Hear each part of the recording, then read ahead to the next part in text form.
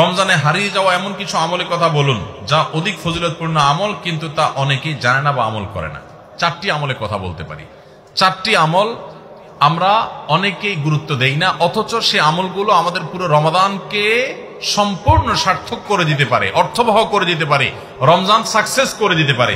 সে 4টার ভিতরে প্রথম এবং 1 নম্বর যেটা বলতে চাই তা হলো রমজান মাসে রোজা রেখে এবং রাতের বেলা পুরো রমজান জুড়ে সকল প্রকার পাপাচার, কাউকে কষ্ট দেওয়া, গালি দেওয়া, হক নষ্ট করা, সব ধরনের গুনাহ থেকে, গীবত শিকায়েত করা, চোখের গুনাহ, সোশ্যাল মিডিয়া ইত্যাদি সবগুলো থেকে বেঁচে থাকবেন।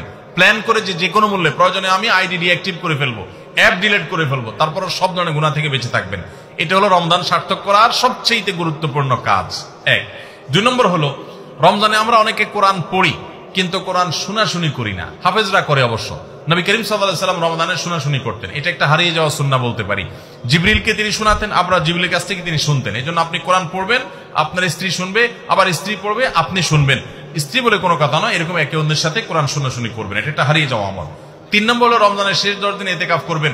রমজানের শেষ 10 দিনের ইতিকাফ এমন একটা আমল, রমজানের রোজা ফরজ হওয়ার পর থেকে নিয়ে মৃত্যু পর্যন্ত নবী সাল্লাল্লাহু আলাইহি ওয়াসাল্লাম জীবনে কখনো ইতিকাফ ছাড়েন নাই। আমরা ম্যাক্সিমাম মানুষ জীবনে কখনো করি নাই। ইতিকাফ করা হলো আল্লাহর ঘরে এসে গাঁটটি বোসকানাই পড়ে যাও যে আল্লাহ ক্ষমা করা ছাড়া যাব না।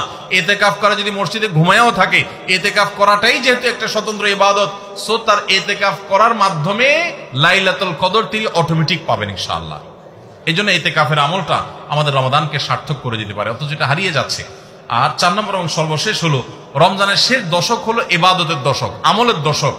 আমরা প্রথম 2 দশকে যা পারি না পারি, শেষ দশক বেশি আমল করার চেষ্টা করব।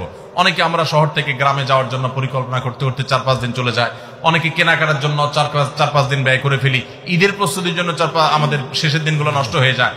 এগুলো না করে আল্লাহর ওয়াস্তে শেষ দশককে ইবাদতের জন্য রিজার্ভ করে ফেলি, গোটা ফ্যামিলি সহ ইবাদত বন্দেগী করি, রমজানটাকে আমরা উপভোগ করতে পারবো ইনশাআল্লাহ। এটা আমাদের জন্য তৃপ্তির রমাদান হবে। আল্লাহ আমাদেরকে তৌফিক দান করুন। তাহলে 4টি আমলের কথা বলেছি, সকল প্রকার গুনাহ থেকে বেঁচে থাকা, কোরআন শোনাশুনি করা, ইতিকাফ করা এবং রমজানের শেষ দশক বিশেষভাবে ইবাদতের পরে যত্নশীল হওয়া, শেষ দশকে সকল ব্যস্ততা কমায় দেওয়া। এই 4টি জিনিস আমাদের রমাদানকে সার্থক করতে পারে ইনশাআল্লাহ।